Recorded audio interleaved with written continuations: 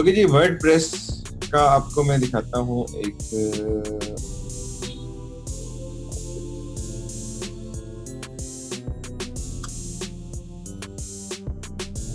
सकते हैं ये एक बेसिक स्ट्रक्चर वर्डप्रेस का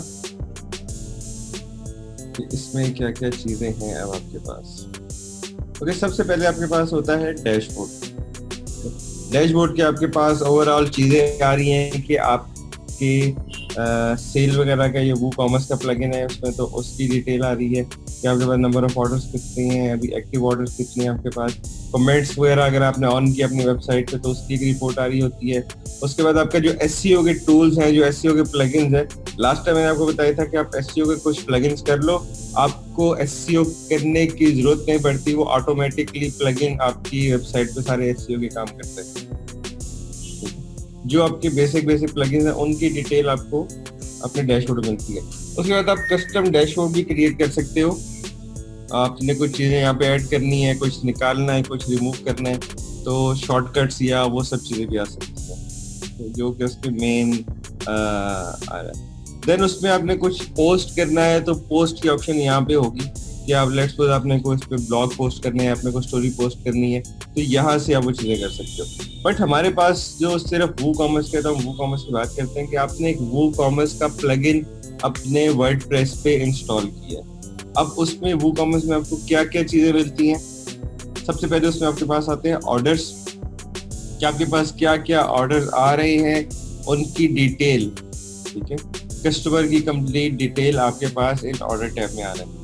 फिर ऑर्डर के स्टेटस, कि ऑर्डर कंप्लीट है, ऑर्डर पेंडिंग में है, वो डुप्लीकेट हो है, वो नॉट इंटरेस्टेड है या डिले में गया, ऑर्डर कैंसिल हो गया, आउट ऑफ स्टॉक हो गया, रिटर्न हो गया।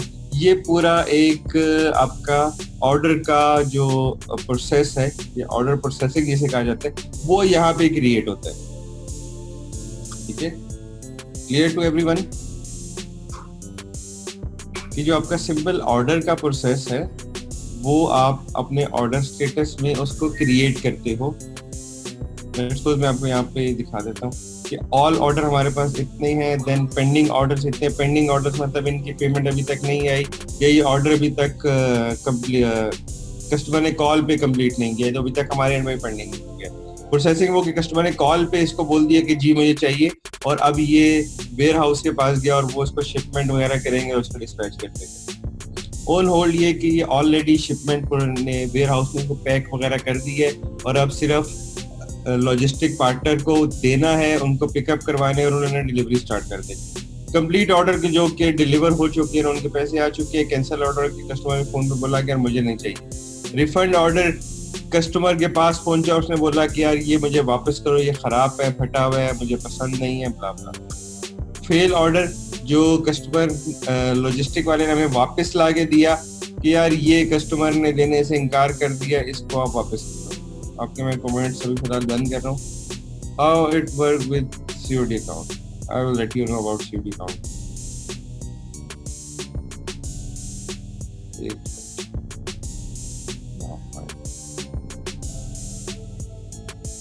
ओके, आउट ऑफ स्टॉक के ये प्रोडक्ट आउट ऑफ स्टॉक हो चुका है।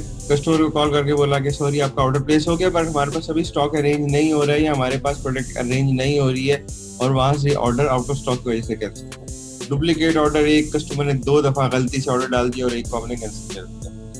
उसके बाद कस्टमर एग्री, यार कस्टमर ने बोला कि ओके मैंने कैंसिल किया था पहले, बट मुझे दोबारा चाहिए, आप मेरा ऑर्डर ना उसी ऑर्डर को प्रोसेस करवा दो। प्रोसीड का ये सारे ऑर्डर प्रोसीड हो चुके हैं, शिप टू ब्रांड, ये ब्रांड की तरफ जा चुके हैं, इसका जो भी प्रोसेस है, और रिटर्न का कितने हमें ऑर्डर वापस आ चुके हैं, लोगों ने देने से इनकार की। तो ये एक पूरा एक वर्क फ्लो बना दिया ऑर्डर स्टेटस में जाके। इसी तरह आपने अपने स्टोर के लिए इस तरह का एक वर्क फ्लो बनाना है, जो कि होगा ऑर्डर का ऑर्डर प्रोसेसिंग फ्लो। ये सबसे पहले मेरे पास ऑर्डर प्लेस होगा, मेरा CS वाला कॉल करेगा उसको, या मैं खुद अपने मोबाइल से कॉल करूंगा, सर आपका ऑर्डर मेरे पास रिसीव हुआ, आप इसको लेना चाहते हैं, तो अपना एड्रेस कंफर्म कर दे। उसके बाद उसने एड्रेस कंफर्म किया तो नेक्स्ट स्टेप क्या होगा, वो जाएगा वेयर हाउस में या वेंडर के पास जाएगा, आपने सामान वहां से लेना है, उसके बाद नेक्स्ट प्रोसेस होगा शिप करना है उसको, नेक्स्ट प्रोसेस होगा वो रिटर्न आ रहा है, ये ऑर्डर कंप्लीट हो रहा है, उसके पैसे आ रहे हैं, उसके बाद कंप्लीट में डाल के उसको अपने खत्म कर दिया और देन नेक्स्ट ऑर्डर की प्रोसेस स्टार्ट होगी। ठीक है, तो इस तरह का वर्क फ्लो आपने अपने वेबसाइट पे खुद से क्रिएट करना है।